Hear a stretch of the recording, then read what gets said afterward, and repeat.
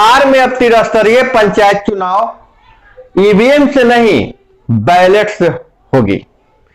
जिस तरह से परिस्थितियां बन रही है, जिस तरह से नए अपडेट आए हैं, अब तो ईवीएम से चुनाव होना लगभग लग रहा है असंभव सा दिख रहा है।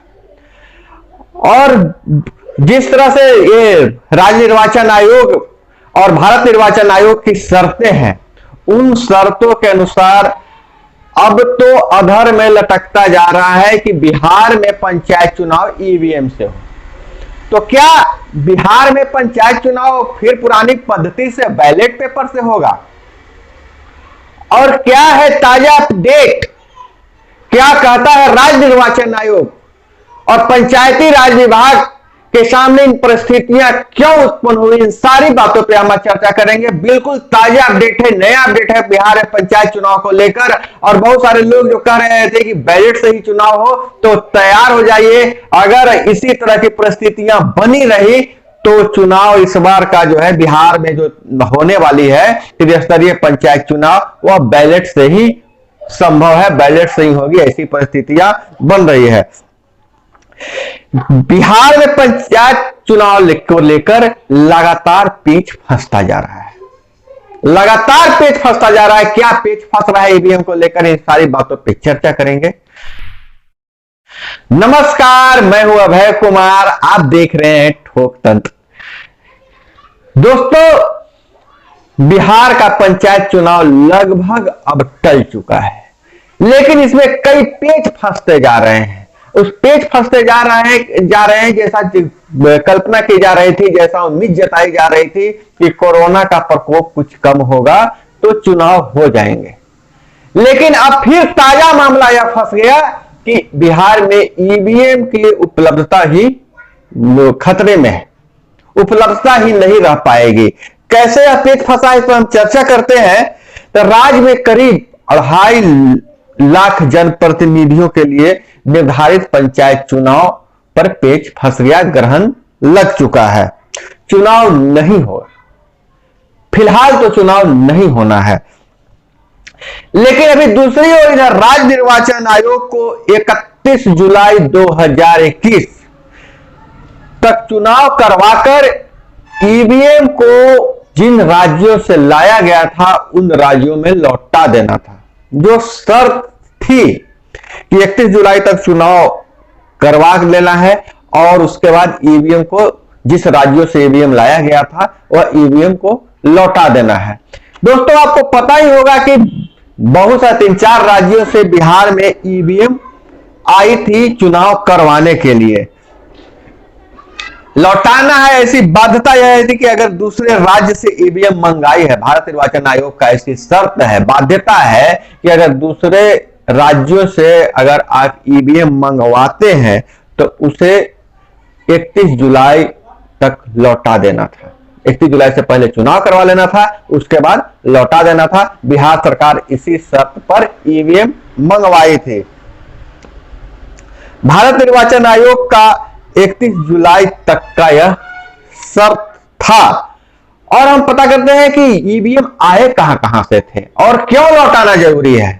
इन सारी बातों पे हम चर्चा करेंगे। और क्या है नया अपडेट, पंचायती राज मंत्री सम्राट चौधरी क्या बोले, और आज चुनाव राज्य निर्वाचन आयोग जो बहुत दिनों से मौन था, आज मुंह खोला है और क्या कह रहा है, उन सारी बातों पे चर्चा करेंगे। दोस्तों, तो फटाफट आप वीडियो को लाइक कर दीजिए, चैनल को अगर सब्सक्राइब नहीं किया तो सब्सक्राइब कर लीजिए और वीडियो को शेयर करना बिल्कुल नहीं भूलेंगे। तो दोस्तों, अब चर्चा करते हैं कि किन किन राज्यों से हमारे यहाँ ईवीएम आए थे। तो राज्य थे महाराष्ट्र, राजस्थान, कर्नाटक और तमिलनाडु।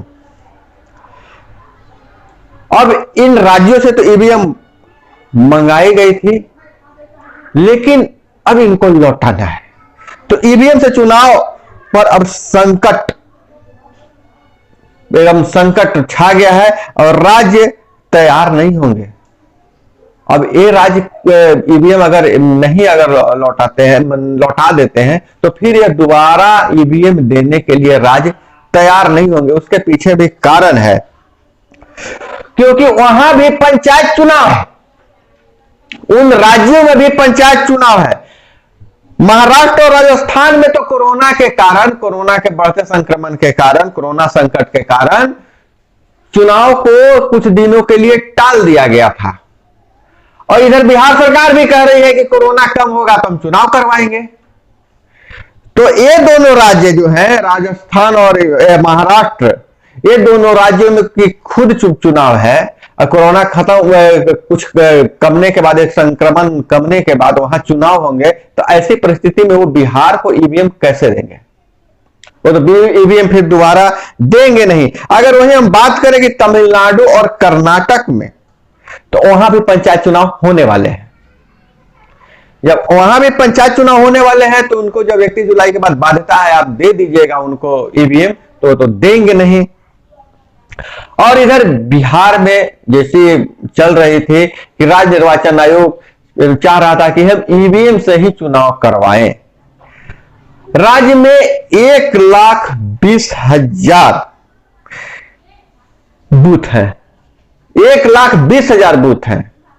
तो इसके लिए ज्यादा से ज्यादा संख्या में ईवीएम की भी आवश्यकता होगी।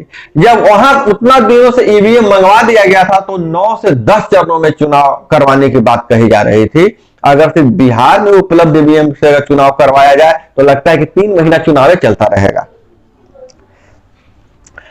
दोस्तों, जैसा कि पता है कि 10 से 30 जून तक कार्यकाल समाप्त हो जाएगा। ऐसे लोग बोलता है 15 जून के बाद, हम लोग भी बहुत चर्चा करते हैं कि 15 जून के बाद त्रिस्तरीय पंचायती राज व्यवस्था में सारे जनप्रतिनिधियों का कार्यकाल समाप्त हो जाएगा। लेकिन दोस्तों, मैं आपको बताया था कि कार्यकाल कैसे जोड़ा जाता है। कार्यकाल जिस दिन से शपथ ग्रहण होता है, पहली बैठक होती है, उस दिन से वो कार्यकाल जोड़ा जाता है। वो सारे के सारे पूरे बिहार में 10 से 30 तक करवा लेना था। 10 से 30 जून तक शपथ ग्रहण और बैठक कर लेना था। इस चलते 10 से 30 जून तक में सारे जनप्रतिनिधियों का कार्यकाल समाप्त हो जाएगा और सारे संस्थाएं भंग हो जाएगी, बिना कोई अध्यादेश के अपने आप भंग हो जाएगी। 30 जून तक एकदम अपने आप सारे के सारे भंग हो जाएंगे। और ऐसी परिस्थिति है यहां कि लगभग मतलब 8,000 के लगभग यहां ग्राम पंचायतें हैं, ग्राम कचहरी हैं। तो इतने मुखिया और सरपंच का कार्यकाल समाप्त हो जाएगा। अगर हम बात करें तो 1,20,000 वार्ड सदस्य हैं और उतना ही पंच भी हैं, ग्राम कचहरी के सदस्य हैं। और पंचायत समिति सदस्य की बात करें तो 11,490 पंचायत समिति सदस्य हैं और जिला परिषद 1,161 जिला परिषद है। इन सारे लोगों का कार्यकाल समाप्त हो जाएगा। तो उसके बाद राज्य सरकार को वैकल्पिक व्यवस्था करनी ही करनी है।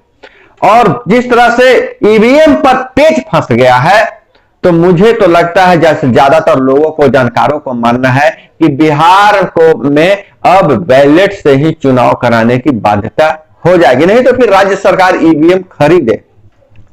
तो एक नया पेच फंस गया है। अगर राज्य निर्वाचन आयोग अगर अड़ जाती है कि नहीं हम ईवीएम से ही चुनाव करवाएंगे और दूसरे राज्यों में जहां चुनाव है तो ईवीएम देंगे नहीं, तो ऐसी परिस्थिति में तो चुनाव होने की प्रक्रिया लंबी टल जाएगी। तो इस पर ध्यान देना चाहिए राज्य निर्वाचन आयोग को और पंचायती राज विभाग को। अब हम बात करते हैं कि इनके मंत्रियों का क्या कहना है और राज्य निर्वाचन आयोग का क्या मत है। तो पंचायती राज मंत्री सम्राट चौधरी स्पष्ट जो एक ही बात बोल रहे थे वही बात अभी भी बोल रहे हैं। कह रहे हैं कि चुनाव कब करवाना है, कैसे करवाना है, यह निर्णय लेना जो है, इसका निर्णय लेना है राज्य निर्वाचन आयोग को। और सरकार का काम यह है कि संसाधन उपलब्ध कराना। हम संसाधन उपलब्ध करवा देंगे, चुनाव पर कब लेना है अंतिम निर्णय राज्य सरकार, ऐसे राज्य निर्वाचन आयोग ले, तिथियों की घोषणा राज्य निर्वाचन आयोग करे। राज्य निर्वाचन आयोग अभी कोई कुछ बोल नहीं रहा है, चुनाव की तैयारी भी थम चुकी है, लेकिन उसके विभागीय सूत्रों के अनुसार उनका मानना है, राज्य निर्वाचन आयोग का कहना है कि कोरोना के हालात सामान्य होने पर पंचायत चुनाव करवाए जाएंगे। तो यह तय है कि 30 जून तक हालात सामान्य होंगे नहीं। तो इस पे आयोग का कहना है कि राज्य सरकारें अपनी वैकल्पिक व्यवस्था कर ले। वही विकल्प तो दो ही है, यूपी मॉडल और झारखंड मॉडल। झारखंड मॉडल में कार्यकाल बढ़ा दिया गया था प्रतिनिधियों का, यूपी मॉडल में वहां एडमिनिस्ट्रेशन नियुक्त किया गया था, समिति बना दी गई थी एडमिनिस्ट्रेशन के नहीं, झारखंड में समिति बना दी गई थी और वहां यूपी में एडमिनिस्ट्रेशन बहाल कर दिया गया था। सरकारी जो अधिकारी है उनको दे दिया गया था पूरा पावर। तो दोस्तों यह थी ताजा अपडेट राज्य निर्वाचन आयोग के पंचायती राज विभाग से संबंधित और पंचायत चुनाव से संबंधित। तो दोस्तों आप अपनी राय कमेंट में लिखिएगा जरूर कि ईवीएम का इंतजार करना चाहिए कि बैलेट पेपर से ही चुनाव करवा लेना चाहिए। मिलते हैं अगले वीडियो में, तब तक के लिए हम विदा लेते हैं। जय हिंद, वंदे मातरम।